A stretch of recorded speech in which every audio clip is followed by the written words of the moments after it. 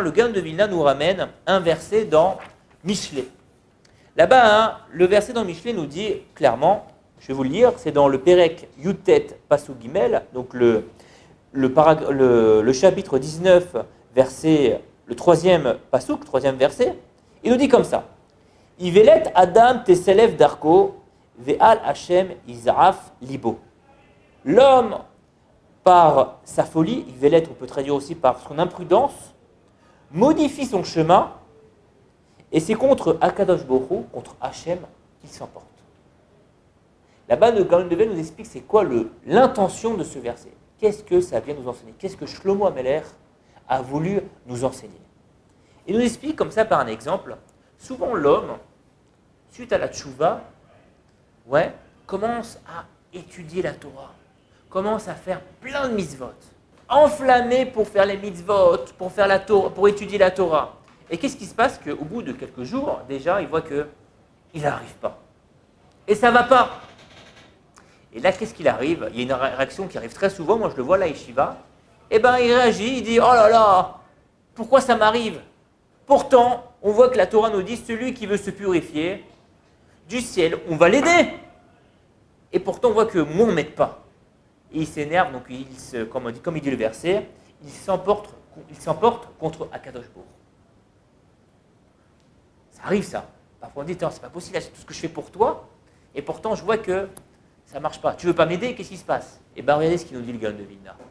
Il nous dit que ici le verset nous dit qu'une personne qui veut passer en clair du coq à l'âne, qui veut passer directement à être enflammé, faire Torah et mitzvot du jour au lendemain, pas par étapes, et bien en fin de compte, premièrement, on ne va pas l'aider du ciel, et deuxièmement, la réaction qu'il va avoir, c'est de s'emporter contre Akadosh Baruch Hu. Et le Gaon de Vilna nous dit, comme dans tout projet, et plus particulièrement ici, dans la Torah, dans les mitzvot, dans le service divin, eh bien ça doit fonctionner par étapes. Et quand je fonctionne par étapes, donc là, je ne modifie plus mon chemin, je prends le bon chemin. Et dans ce cas-là, Akadosh Baruch Hu va nous aider. C'est ça l'intention du verset.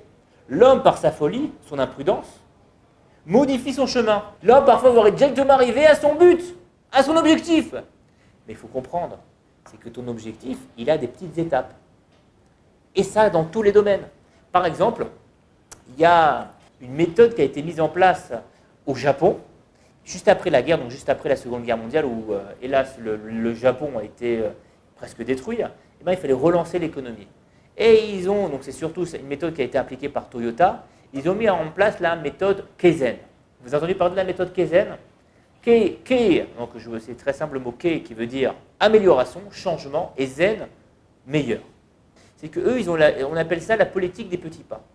Le but, c'est faire tous les jours un nouveau petit changement qui ne coûte pas grand-chose et qui permet une meilleure amélioration. Et ils ont mis en place cette méthode-là, et c'est ce qui a révolutionné un petit peu toute l'économie japonaise et qui a permis à beaucoup de startups, surtout la high-tech, de se développer.